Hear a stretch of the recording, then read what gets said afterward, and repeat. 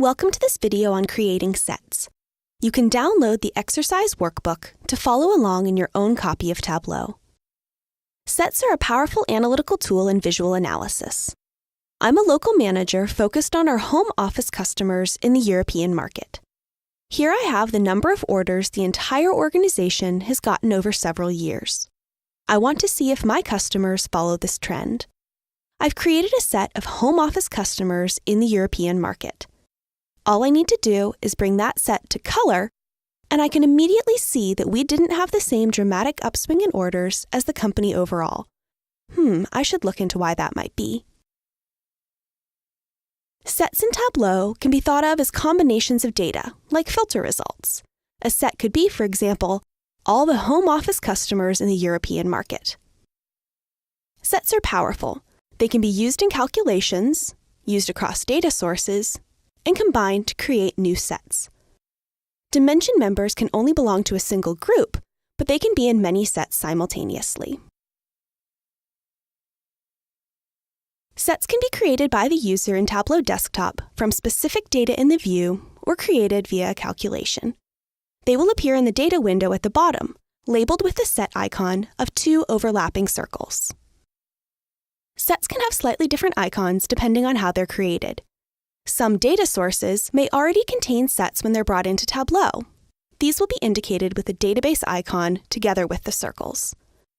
Additionally, certain actions, such as filter actions on a dashboard, may create sets. As a rule, you as an author won't need to interact with these action sets. Tableau creates them automatically to ensure proper filtering across views. Last, user filters for published workbooks have a user filter set icon. Now let's build some sets. First, we can simply select marks in the view, and with those marks selected, click the set icon in the hover tooltip. This is very similar to creating a group. We'll name the set High Discount Orders,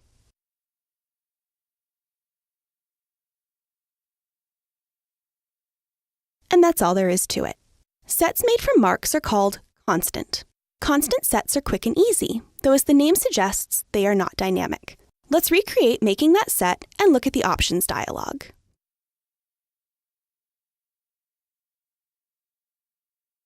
One option we have here is to exclude. This will make a set of all the marks we did not select. Sometimes it's much easier to select the members we don't want in the set. We can also X out any of the dimensions that are currently being used to define the set. Remember, sets are like filter results.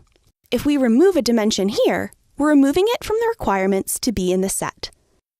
If we X out everything but month, we'll get a set of all the orders in the months that held the points we originally selected. If we take order priority off color, making it a detail instead so we don't lose that information, and bring our new set to color, we can see what's in that set. Note that every month was a discrete date part, so April shipments are in the set for every year, even though the mark in the set was originally just April 2011. If the analysis requires a set whose members are dynamic and update as the underlying data changes, the set needs to be computed rather than constant. For example, if a set is defined as customers whose names start with A or orders whose average discount is over 8%, this needs to update as we get new customers or new orders come in. To create a calculated set, right-click on the desired dimension in the data window, Order ID. And then we'll select Create Set. We'll name this Discount Greater than 8%. First, we can select specific members of the dimension from the list. Or if we tick Use All, changes to the list will always be considered, such as new orders coming in. Next, we need to determine the condition for the set. The Condition tab can set rules such as the discount field, averaging, over 0.08, which is 8%. If we wanted to enter a formula like customer name starts with A, we could put that down here. If we bring this set to color, we see high discount orders don't seem to fall outside the overall trend of the data. Sometimes our questions can't be answered easily with a single set. Combining sets brings additional value and power to the analysis. Sets based on the same dimension can easily be combined. In the data window, we'll right-click on one of the sets and select Create Combined Set. We'll name it, very creatively, Combined Set. Select the second set from the drop-down. Note that not all of our sets are listed. If the second set we want to combine is not available in the drop-down, the sets may not be based on the same dimensions. For example, sets of order IDs with negative profit can only be combined with other sets based on order ID, not something like a set based on customer name.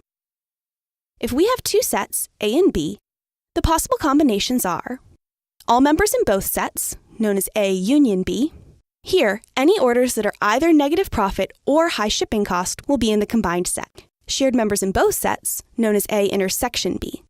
Here, any orders that are both negative profit and high shipping cost will be in the combined set. Except shared members is direction specific, so it has two options. Items that are in A but not B, so any negative profit orders that are not high shipping cost, or any high shipping cost orders that are not negative profit. We'll go with this one and select OK. Once made, combined sets function just like any other set. Combined sets built off dynamic sets continue to be dynamic. Thank you for watching this Creating Sets training video. There's more information on sets in the Working with Sets video later in this section.